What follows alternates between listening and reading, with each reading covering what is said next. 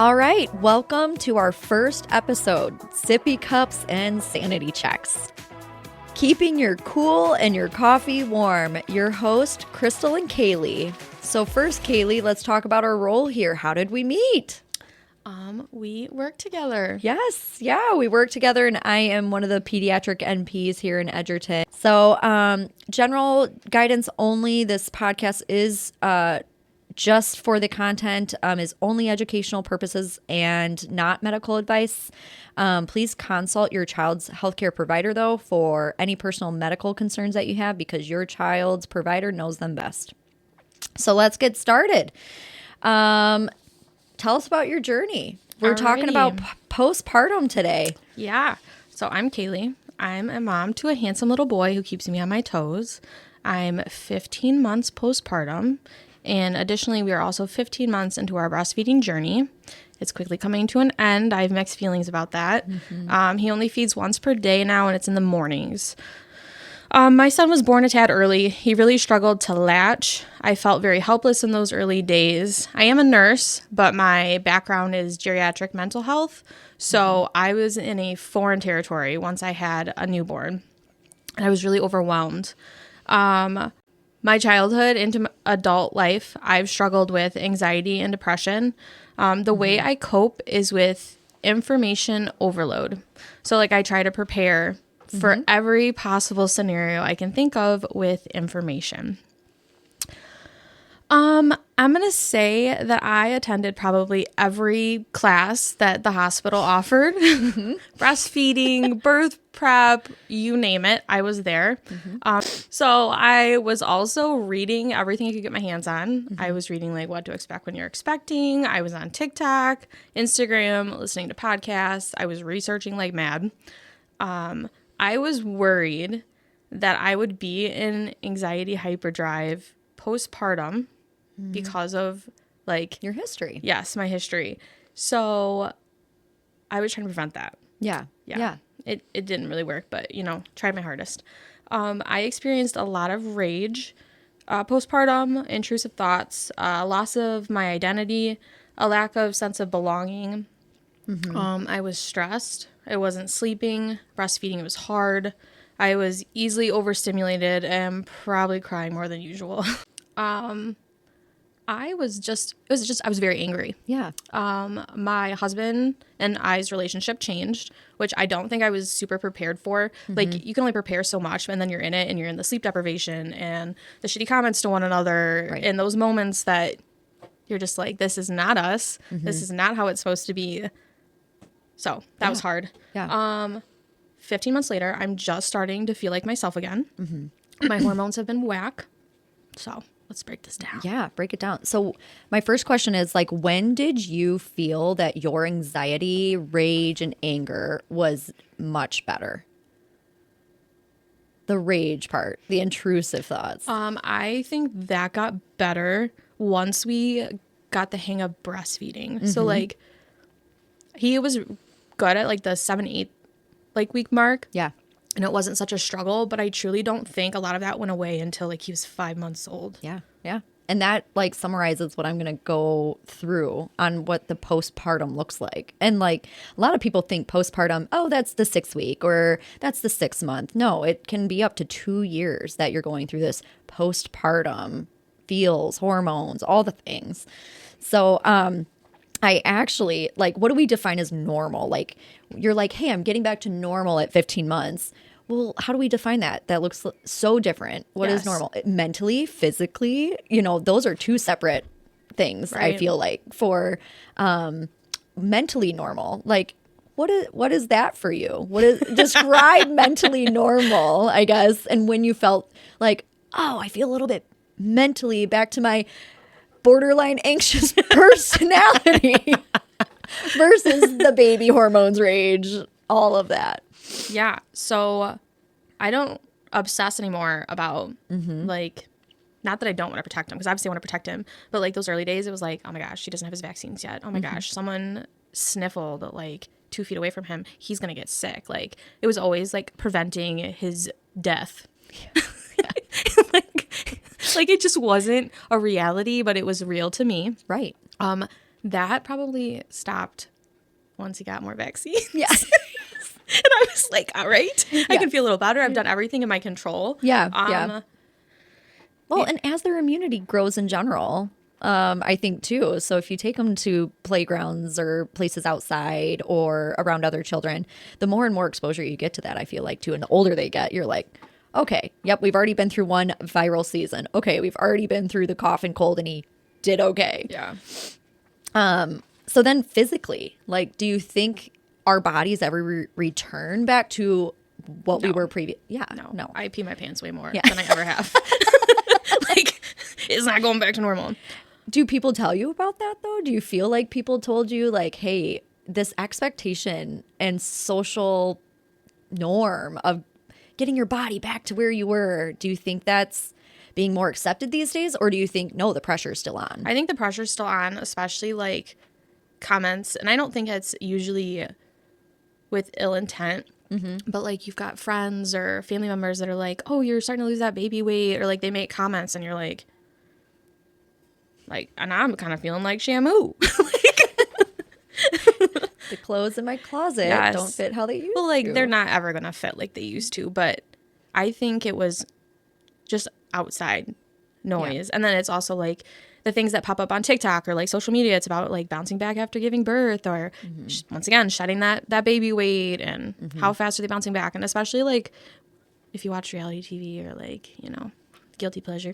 And then they're talking about themselves like, oh, look how fast so-and-so bounced back after having a baby. Well, let's be real. It's not real. Yeah. But yeah. And I think too, for someone to say, wow, look at that. I feel like the verbiage should change to, wow, like looking at the actions that the mom has now put into the role versus like, wow, look at that mom's body. Right. She did great, and we don't know, like, too, that can be genetics. That can be multitude of things. That could also be stress. So some moms then don't eat and they have other stressors, or there's unhealthy weight loss too. So I'm going to describe what the hormone shift looks like for up to 2 years after having baby. I know. 2 years. 2 years. But I think postpartum is looked at as one like season of life when really we need to look at it and alter our thinking into like it's a multi-season thing. There's a lot of changes that happen in that postpartum period. And I'm hoping that this in general clarifies things for you, but not only you, other moms listening too, to make it more like a, oh, the weight is off. Like that makes sense why all these changes occur and why I feel this way. So I'm putting it as like the season changes. So birth to 3, when the baby is born to 3 months old, I think of it as spring. Like it is where like you're fragile, tender, there's sudden changes. Like there's a lot of different changes during this time, just like spring. But there's a new life. So this is when your estrogen and progesterone drop fast and rapidly.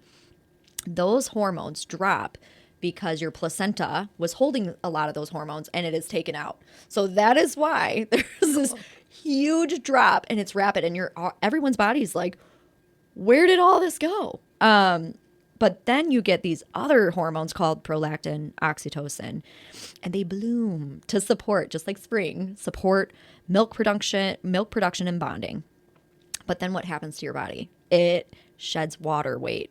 Your uterus shrinks, but your exhaustion and your vulnerability become very real. And then you go into summer. So you got your 3 to 9 month old baby. You're starting to lose hair, all the little hair that you grew through pregnancy. And you're like, wow, this is something luscious I never thought I'd have before. And then I call them the hair stragglers that start to occur. But that 3 to 9 month but those hormones that are happening is you still have a prolactin that is high if you are still producing milk. Your estrogen is still low, but it's going to be returning soon, especially if you are starting to have your cycle back again. But what happens around this age is your cortisol spikes. So cortisol is our stress hormone. But that also spikes because of the sleep loss. So what happens when we don't get good sleep? Everything else is impacted by that as well. but our body starts to feel more energized gradually between that 3 to 9 months. So I hear a lot of moms like, we're back into our routine around this stage, like that 6 to 9 months. Like I feel like we're getting somewhere. And a lot of times too, a lot of babies start regulating their sleep during that time too. Most times. Not my kid. But then the appetite, our appetite and our like the fat storage in our body do remain. And it's more to help with keeping that breast milk storage up. And that like body fat settles in the abdomen, hips, and thighs for women. Lovely. Yeah. Love that. So this feels like summer. It's intense. There's longer days, lots of demands, but you're getting a new rhythm, growth, warmth, all the summer feels. Then you get your 9 to 18 months. So this starts where it makes sense, where you're like, The fog is clearing. It's your autumn. Every girl's favorite season. Living in autumn. Wisconsin. I'm in autumn. Bring on the pumpkin spice. So this feels like maturity, settling in, finding some steadiness, the season of letting go of expectations. Because I feel like people, when they're about to hit summer, they're like, we're going to our summer bod, we're working out, we're doing the things. Fall, I feel like. This is what my body was made for. Fall, get the sweaters out, the leggings on. Same with like how our bodies feel during this time in postpartum, like letting go of expectations. And that 9 to 18 months, because your little toddler is running around all over the place and you can barely keep your eyes on the child, right? Barely to cook a meal. So some of those expectations and what you were describing, like, I don't feel like the stress of keeping my child alive during that illness of not being vaccinated versus now I'm like, you're a little more free. So what also happens during our like postpartum with those hormones is the menstrual cycle will return. And as the prolactin decreases. So prolactin is your producing milk hormone. The oxytocin is how it's exiting the milk out of the breast. But during this time, your estrogen and progesterone start to come back and start to rise.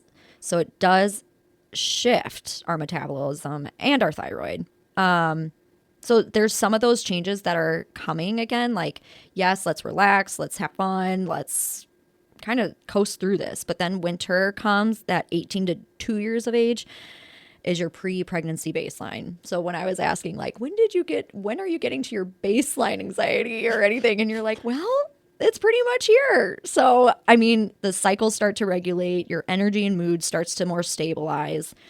And then your body, your like strength and tone and bone density recovers too. So it's more like the winter that we call it the quiet, the deep restoration, finding a balance again. Okay. How does this shift, though, if you were pregnant again before your 2-year mark? Are you just like... back at it. You're next round. But then you got those pregnancy hormones. You got the estrogen, the progesterone. Those are all the good serotonin, dopamine. You get all of those because you're growing also a placenta that's going to carry these hormones for you. Yeah, I feel like I wasn't so sparkly during my pregnancy. And not every mom is. I think some people like, it's all different. Like some people go through that hyperemesis stage where they're just vomiting their first sometimes 12 weeks. 12 weeks. Yeah. And they're just like nauseous, exhausted, like all of that. So it is different for each mom. But it's different in every pregnancy though. And don't expect your first pregnancy to look the same for your second. Low-key hope it chills out a little bit. Yes. So when you have like a 15, 18-month-old and he's playing on the ground and everything and a newborn, it's just much busier. It really is. And now we have your little one with us here too. A guest. Right. A guest junior. Yes. Guest junior. Yes. All right. So now we have our little one with us. So what is your other question? So are we going to talk about intrusive thoughts? Yeah, we can talk about intrusive thoughts. It is a very distressing thought that isn't associated though with intent, meaning it is a thought that comes unwanted and out of nowhere, and it can happen multiple times a day. But because we're having these thoughts, intrusive, unwanted thoughts, of like our child dying or getting hurt severely. Like these thoughts are not intentional, like what we want to happen. Right. So intrusive thoughts, the medical literature supports that 95% of postpartum women experience these thoughts and their infant related harm, which is the most intense though for the first 6 to 8 weeks. And like, what? This is not talked about enough. No. Because I would have never guessed it was that high. Right. Like, and I know that like it is scary. So like women might not want to talk about it, or they feel shame that they're thinking that way, or they think they're a bad mother, or they think like maybe their child will be taken away if they express the thoughts that they're having. But like it needs to be shouted from the mountaintops. There you go, guys. Yes. All the moms out there, those intrusive thoughts are real and you Yes. should talk about it. Yes. Yeah.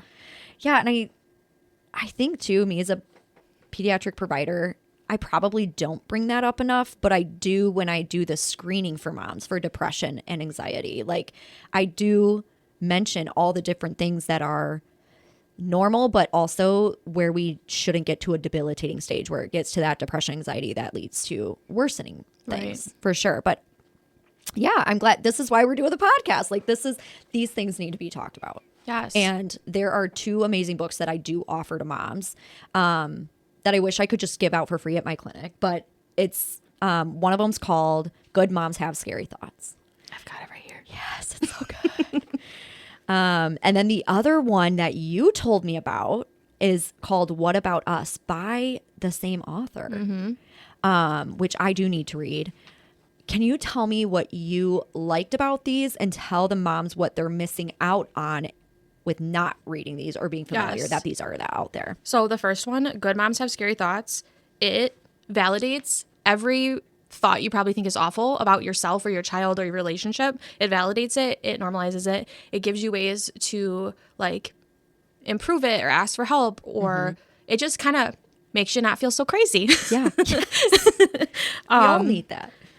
The tagline on it is a healing guide to the secret fears of new mothers. So it really is all that like fresh off the press hormones, and it puts it in little cartoons. It's a quick read, very relatable. Good. Now I also, like every friend of mine, family member that's newly pregnant or newly postpartum, I also recommend this book because I don't think that I would have like knew it existed. Well, I wouldn't have known it was existed, but like I don't think that I would have been able to recognize like these things in myself as being normal, or like other moms experience the same stuff without this book. Well, and too, with your history of anxiety previous to being pregnant, you were like, this is just my anxiety to a heightened sense. Like, this is not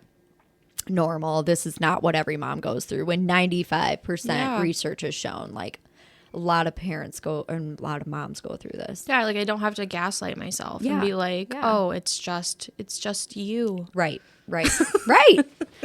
And what about, so that one would be a really good postpartum book. The What About Us book that you showed me, I haven't had a kid for the last 3 years. And when I was just skimming through that book, the What About Us, I was like, oh, this is triggering. Like, this is re-triggering all of my other thoughts and fears and things I went through as a mom. So, like, tell us a little bit, like, when that would be the best time to read this book, but also what you got out of it that you feel like some parents are missing out on. Sure.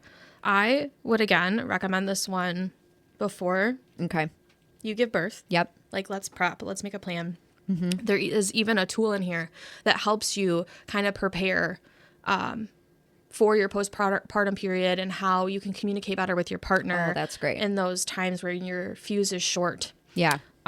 So I think you should read it during pregnancy and again after. There are portions in here that are specifically for dads because they don't talk about postpartum anxiety and depression in dads enough either. Right. Because dads can also experience it. There are portions in this book that are for if you are a mom in waiting or you experienced a loss of a pregnancy and maybe you're newly pregnant again. Like it's okay for you to still have that anxiety, but you still normalize your feelings and validates that you might be a little extra anxious during that time as well. I read this one recently as well, and it definitely dug up old feelings from postpartum. Yeah.